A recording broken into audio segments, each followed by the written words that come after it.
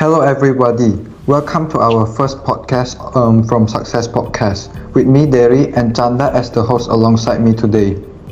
Hello all. On today's podcast, we'll talk about decision making and problem solving in workplace.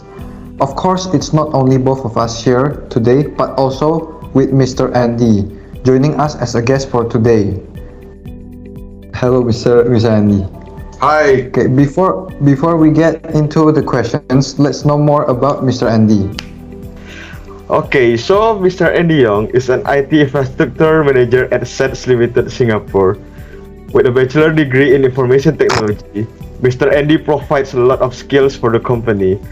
With 20 plus years of experience in IT, Mr. Andy definitely already faced a lot of critical decisions and also major and minor problems throughout the years. So on today's podcast, we'll ask him about decision making and problem solving in the workplace. In making a decision for the company, are there any factors that influence a decision? Yeah, I can actually answer. So there is, for me or for my company, there is always factors that we need to actually consider.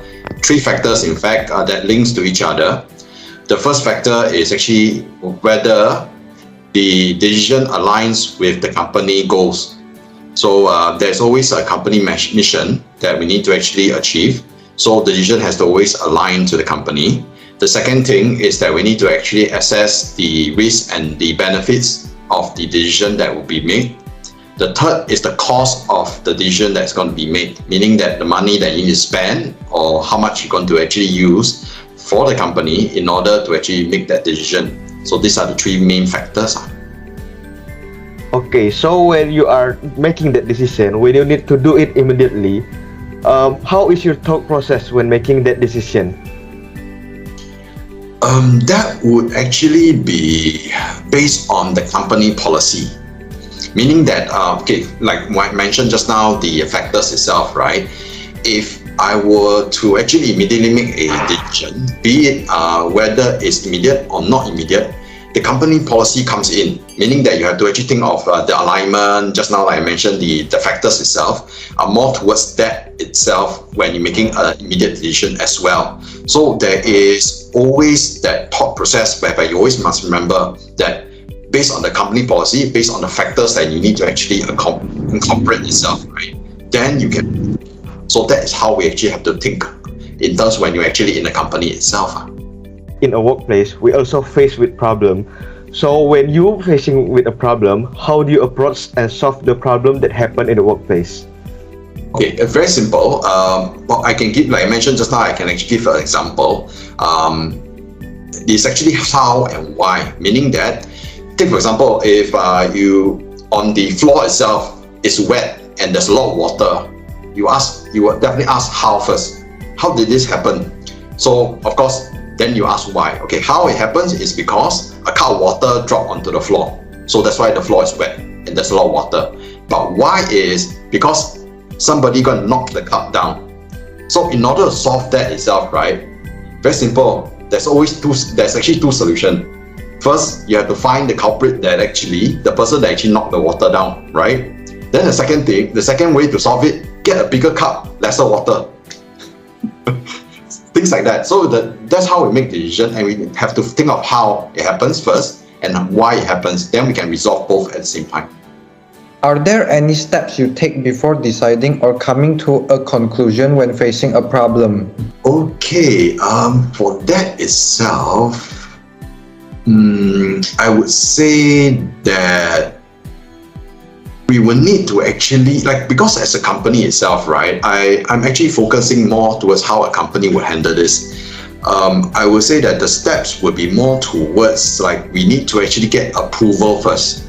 Meaning that because the factor has to come in, right? After we decide the factors, the next steps that we need to take is actually to get approval from the management or the company assigned approvals. So that's what I meant by when you make an unpopular decision itself, right? There's always somebody that actually looked at the decision first and approved it. So even you make a wrong decision, somebody actually at the background in the company already had approved your decision. So that is the few steps. You go through the factors first. then the next step is to get approval from the management or from the company or somebody that is able to actually second decide for you or second approve you, saying that the decision you make is actually what the company wants. So there's always somebody there to actually take steps with you at the same time, looking at the factors as well as giving.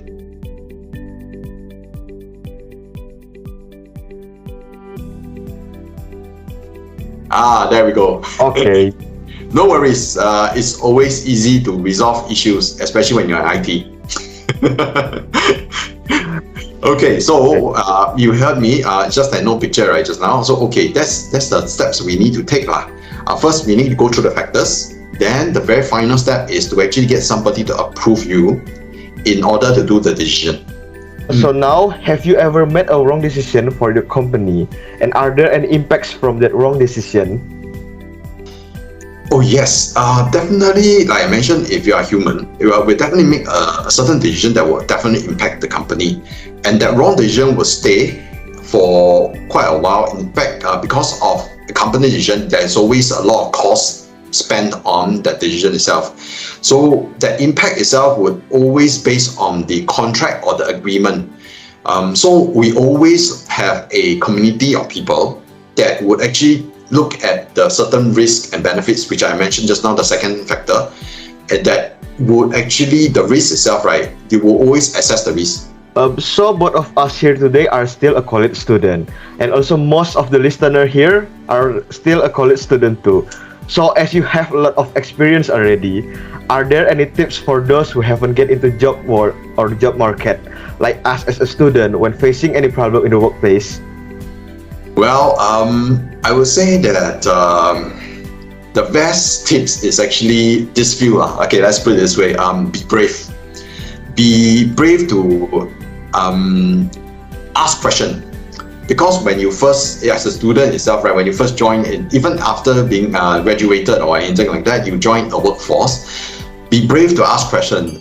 Don't be afraid to get it wrong. Meaning that you go through the process of actually understanding what the company wants. Even when you make it wrong or you make a wrong decision, like I mentioned just now, there's always people there in the company that has been there for a while, and they are able to help you and understand the culture of the company to resolve the issue if they actually faced the issue before. So be brave, be there to ask, be brave to ask questions and make the wrong decision at the same time so they can learn from it. That is always the case. That means that you always have to be teachable, meaning that you're always willing to learn. So that is the second point itself, always willing to learn. So don't be afraid to be brave. Don't be afraid, always be brave. Second thing is always learn, be able to be teachable and always willing to learn. So these are two main points that I always like to give people when they first join my company as well. As a manager, we have that's the best way to actually advise the new hires or new joiners to the company, especially when they are actually graduates. They are young and they are always energetic. So it's always good to actually pick up when you're young. Yeah. So with that much of experience, Mr. Andy provides a lot of insight for us about decision making and problem solving in the workplace.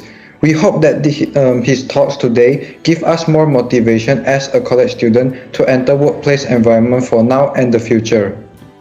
Okay, so with that much experience, for sure that his experience brought us some really important insight for us, and also for me personally, as he is one of my relatives.